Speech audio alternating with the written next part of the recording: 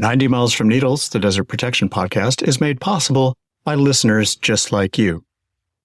If you want to help us out, you can go to 90milesfromneedles.com/donate or text NEEDLES to 53555.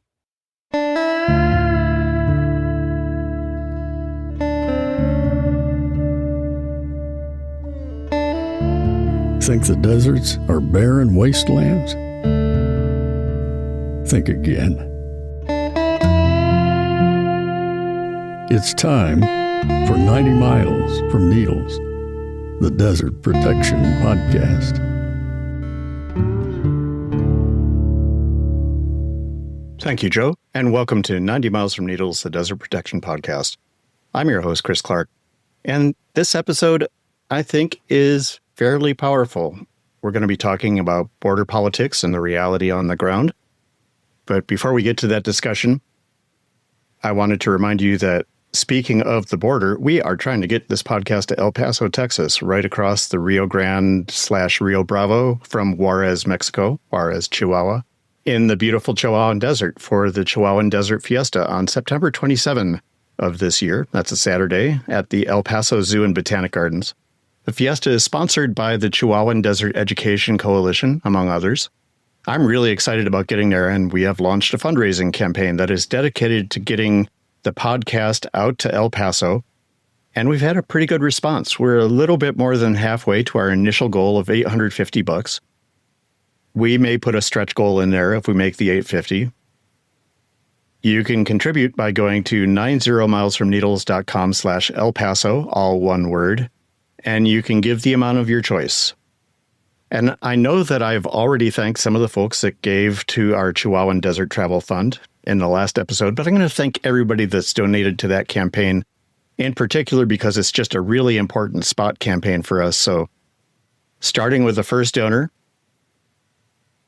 we have Peter Osorio, Marcia Geiger, Jacqueline E. Smith, Cindy Siegel, Lorraine Turk, Sandra Dumas, Davin Widrow, Julia Sauer, Naima Shea, Michael Wangler, Nancy Klein, Antoinette Broadhead, Catherine Andrews, and Nancy Cusumano.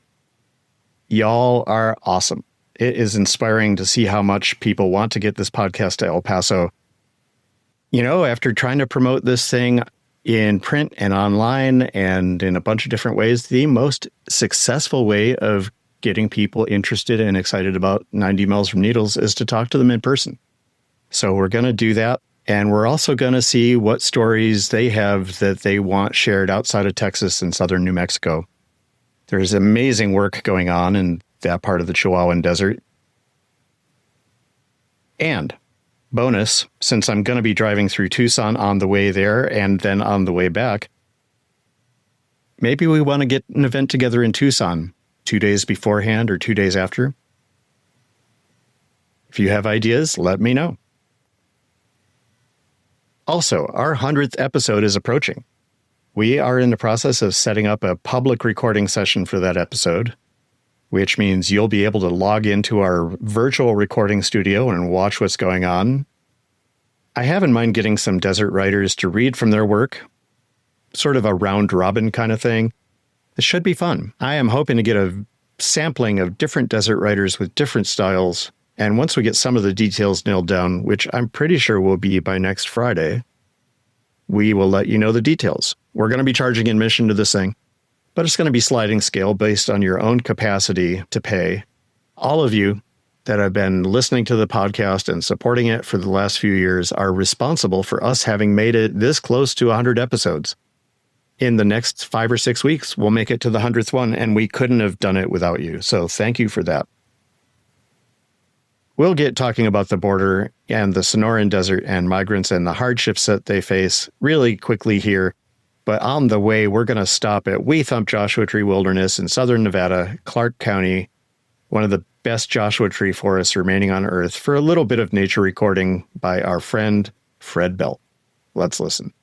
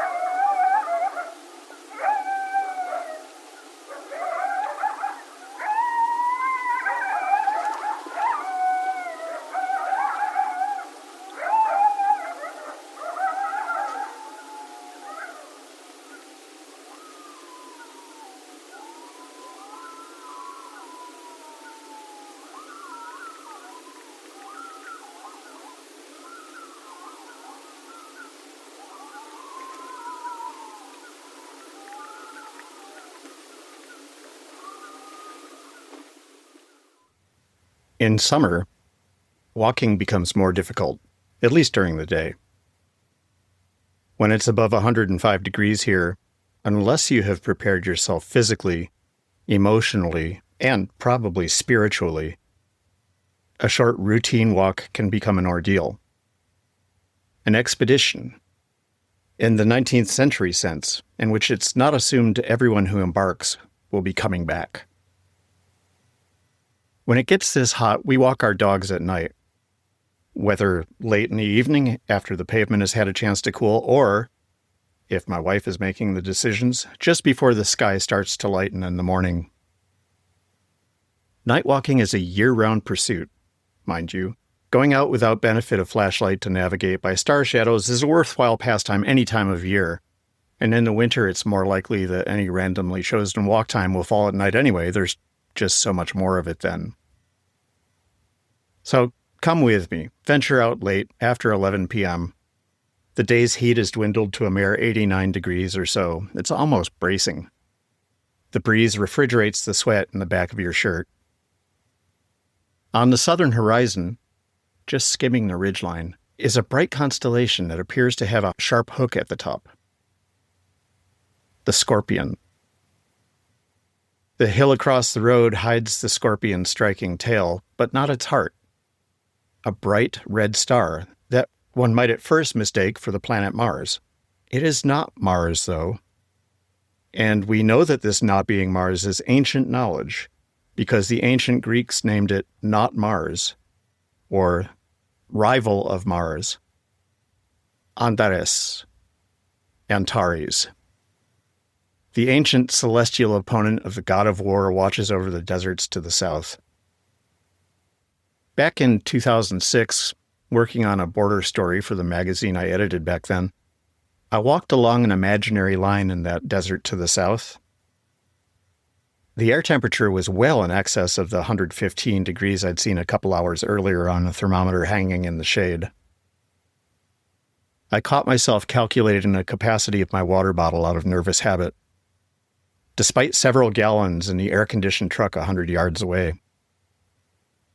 The driver had started away from the truck, stopped mid-stride and mid-sentence, gone back to the truck, popped the hood and removed the distributor cap, then shut the hood again. Why? To the north, the Sierra Pintas glowered. Black in the mind-numbing heat, they vanished over the northwestern horizon and kept going, following the curvature of the earth. Or perhaps that was a trick of the intense shimmering air.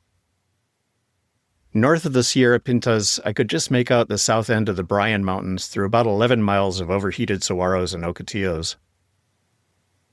Follow those mountains, and within about 2 days, more or less, depending, you would meet their continuation in the Mohawk Mountains, and from there, it's a mere 30 waterless, baking, deadly miles to Interstate 8. Even the most upright passerby might well be tempted to steal a four-wheel drive truck with a few gallons of water in it as an alternative to trying to make the trek on foot, slogging through gravel and sand and shimmering heat for at least 10 days. All the while avoiding detection by the Border Patrol or other unpleasant types. And being aware of the ever-present possibility of betrayal by the men you paid to guide you across, who are perpetually one whim away from taking your money, taking your water, taking violent liberties, and then taking their leave.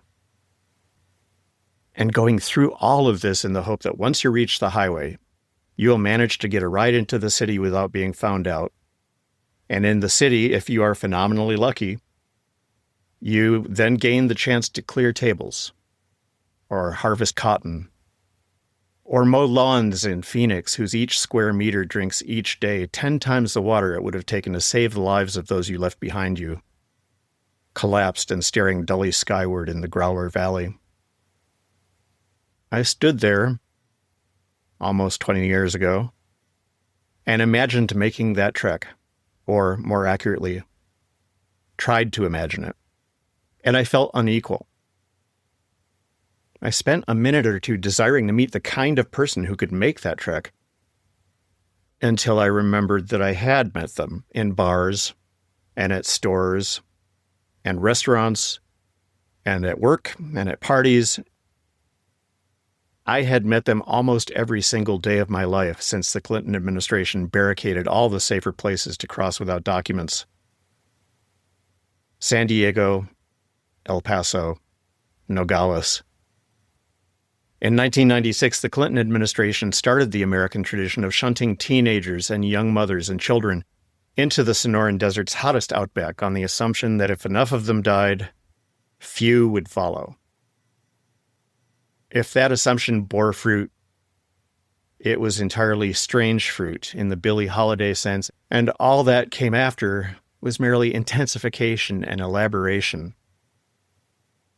Even the most horrifying of news over the past weeks, with slack-souled venal men hiding their identities while arresting children, their grandmothers, their working parents. Atrocity piles on atrocity. So far in 2025, according to the Humane Borders Migrant Death Map, authorities have documented 42 findings of remains of migrants. More than 2/3 of those found had been laying in the desert for at least 6 months. Enough time for their bones to have shed their burden of flesh. Enough time for those bones to have begun the slow process of crumbling into dust. Attempts to cross the border in Arizona have slackened in recent months, in part due to the unpredictability of ice raids, in part because the El Paso area has become a route of choice for migrants. But the Arizona desert is still giving up skeletons, a backlog of skeletons from previous years. By this point last year, authorities had recorded 63 instances of human remains in the Arizona desert, nearly half of them dead less than a week. Flesh melts away. Bones disarticulate, scatter, decompose. Identification papers last longer. Of the 200-plus bodies found in the Arizona desert since January 1st, 2024, we know the names of 86 of them. Martha Caracheo Paramo, Akira Vasquez Reynoso, Rosalina Varez Angulo. These were not nameless people. They were known. They were loved. Jesus Estrada Marquez, Alejandro Aguayo Flores, Jesus Alatorre Avina. Each had their own reasons for making the trek. Gerdy Barrios Olivares, Francisco Betancourt Cabrera. Some were fleeing violence and tyranny. Claudio Bruno Castro, Jaime Cabrera Zavala, Erica Cagal Chagala. Some came because of economic hardship at home. Soterio Calel Lopez, Santiago Carlos Santos, Fernanda Carrillo de la Cruz.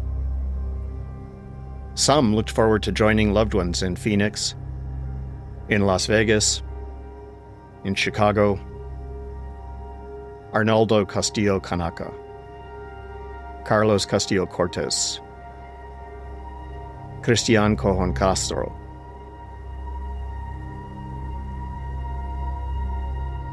To say that some of them were unprepared for the rigors of crossing the desert is a hell of an understatement.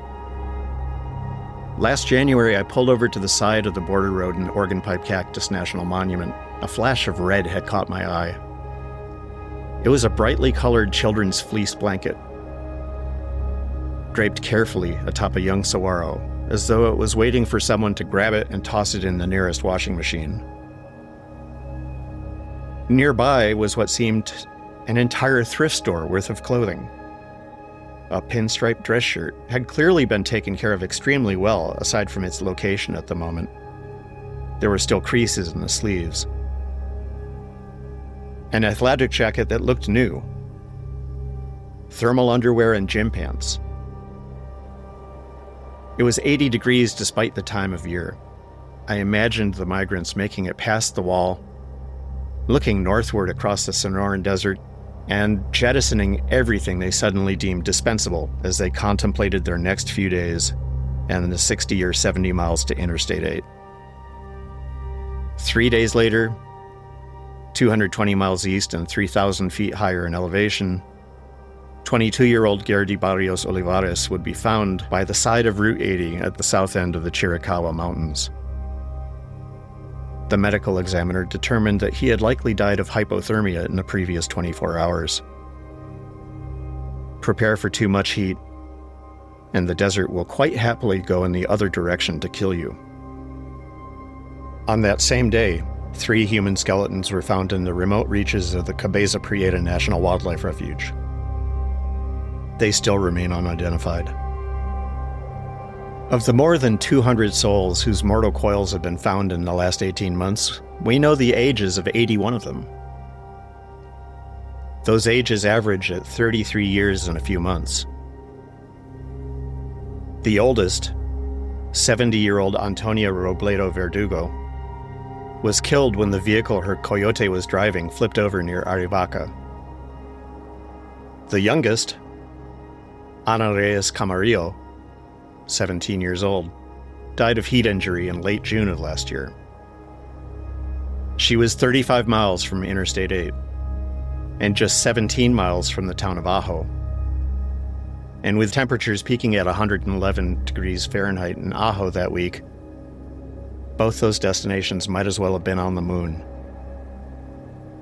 Her brother, 19-year-old Jose, was found dead 3 miles away, roughly in the direction of Ajo.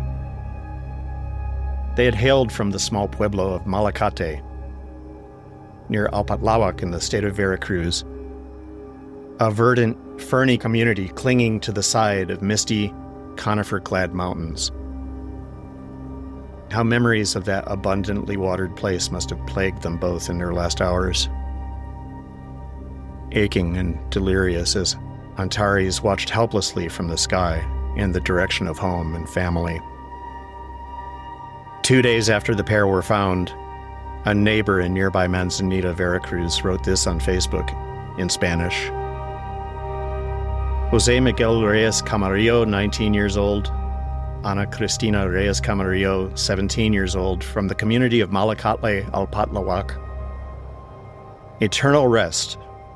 They were only looking for the American dream. Humane Borders records stretch back to 1981. From that year until the end of December 1999, the database holds 134 records of human remains found in the Arizona desert that were judged to have belonged to migrants.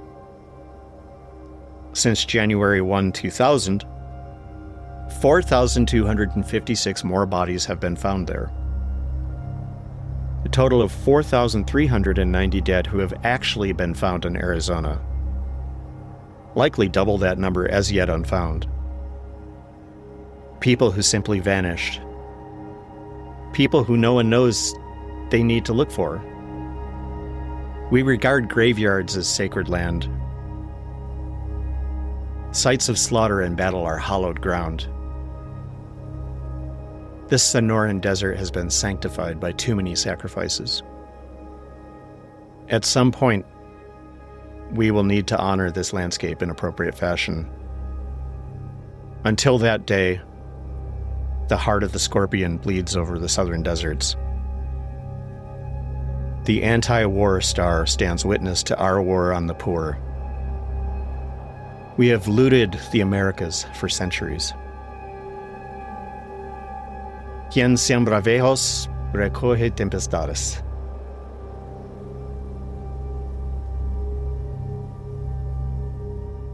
These are the kinds of people I want as neighbors.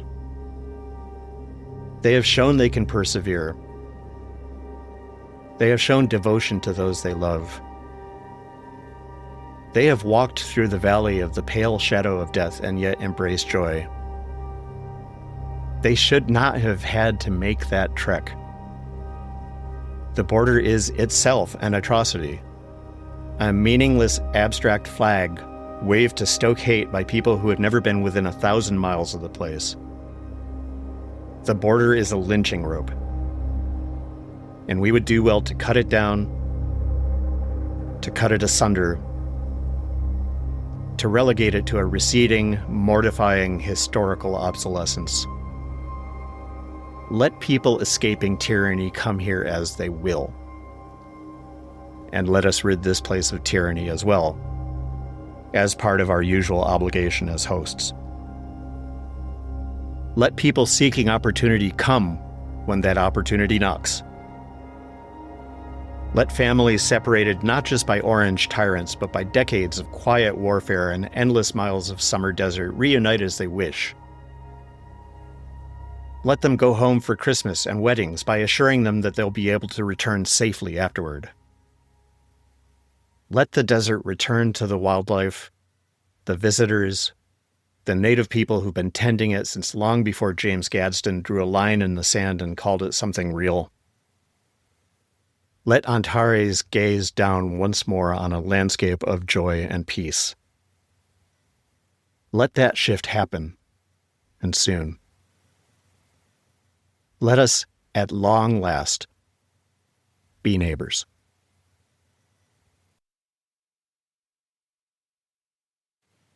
And that's it for this episode of 90 Miles from Needles, the Desert Protection Podcast.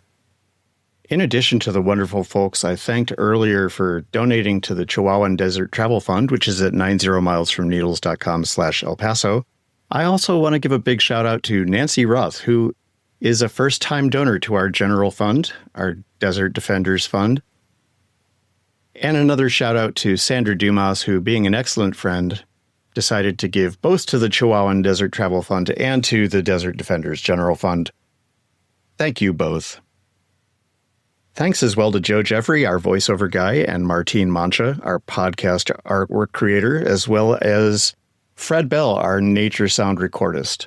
Our theme song, Moody Western, is by Brightside Studio. Other music in this episode is by Orchestralis and Score Wizards. This is being published on the 4th day of the month of July, so enjoy if you do that sort of thing.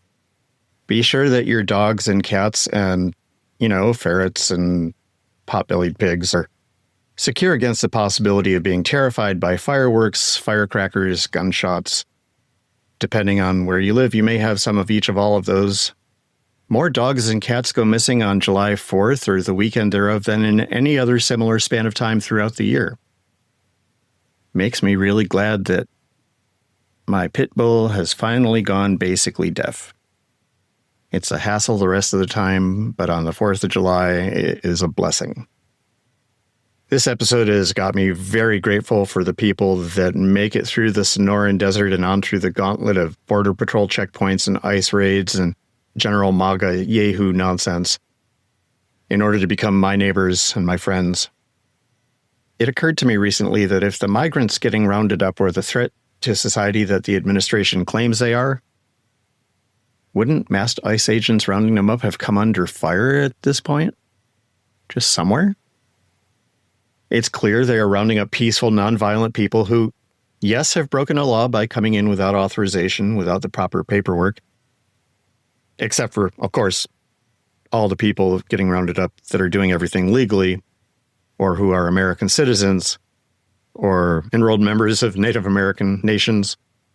But you keep hearing that, well, they broke a law by coming into the country illegally. Here's something to chew on. You can bring it up, and if you're in an argument this weekend over the barbecue with your uncle, if you've ever made income you didn't account for on your tax return, selling things at a garage sale or helping a friend move and they give you $200 or taking a job off the books, you have committed a crime that is considered significantly more serious than entering the country without authorization.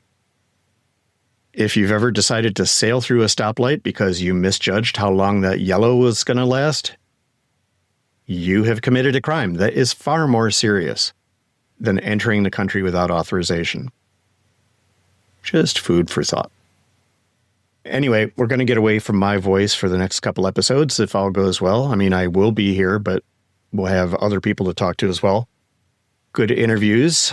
Going to be heading up to the Sierra Club California Nevada Desert Committee meeting in the White Mountains the first weekend of August, and there are usually some interesting folks to interview up there. And if nothing else, the pit bull and I will have a couple of days up above 6,000 feet. Much needed. Please be careful with the fireworks, and I will see you at the next watering hole. Bye now.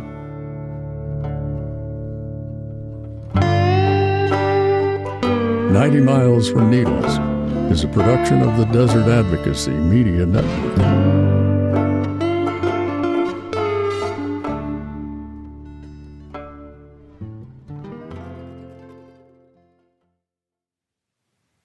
Marta Caracheo Paramo, Aguirre Vasquez Reynoso, Rosalina Vareras Angulo, Jesus Estrada Marquez, Alejandro Aguayo Flores, Jesus Alatorre Avina, Gerdy Barrios Olivares, Francisco Betancourt Cabrera, Claudio Bruno Castro, Jaime Cabrera Zavala, Erika Cagal Chagala, Soterio Calel Lopez, Santiago Carlos Santos, Fernanda Carrillo de la Cruz, Arnoldo Castillo Canaca, Carlos Castillo Cortez, Cristian Cojon Castro, Rosalinda Contreras Alvarez, Pablo Cruz Maldonado, Ivan Cruz Solis, Janeth Cuji, Ángela de Jesus Rosales, Juan de la Cruz Méndez, Escayon Ishtazui, Antonio Espinosa Hernández, Oscar Estrada Munoz, Nicolasa Garcia Izquier, Benael Garcia Núñez, Edin Gatica Ortiz, Elias Gomez Ortiz, Wendy Gomez Pelico, Eleazar González Altamirano, Francisco González López, José González Ramos, Ishwar Gurung, Pedro Hernández Gamas, Erika Juan Hernández, Jesus León Mendoza, Sebastián López Gómez, Nielsen López Ramos, Araceli López Torres, Sadot Luna Castillo, Marco Martín Ramirez, Amelio Martínez Zapien, Leiden Mesa Rosales, Mariano Michaca Saavedra, Ulises Molina Pérez, Rosalinda Morales López, César Na Santa María, Fidel Ochoa Torres, Yesli Ojeda Márquez, Irma Pérez Silva, Rosa Paulino Sierra, Edwin Pérez Itzep, Martha Pérez López, Jorge Pérez Pérez, Gerson Pérez Ramos, Edwin Pérez Velázquez, Utaquio Perusquia Mauricio, Rigoberto Quino, Anselmo Ramírez Pérez, Salvador Ramírez Castaneda, Ana Reyes Camarillo, José Reyes Camarillo, Luis Reyes Pérez, Juan Rivera Alejandre, Filiberto Rivera Estrada, Antonia Robledo Verdugo, Yael Rodríguez García, Mónica Ruiz Tiros, Socorro Saldana González, Giovanni Sales Méndez, Javier Sánchez Quintuna, Irineda Santiago Tito, Victor Silva Navarro, Felix Tobar Soyos, Florentino Toledo Morales, Cristobal Torres de la Cruz, Mario Trejo Morán,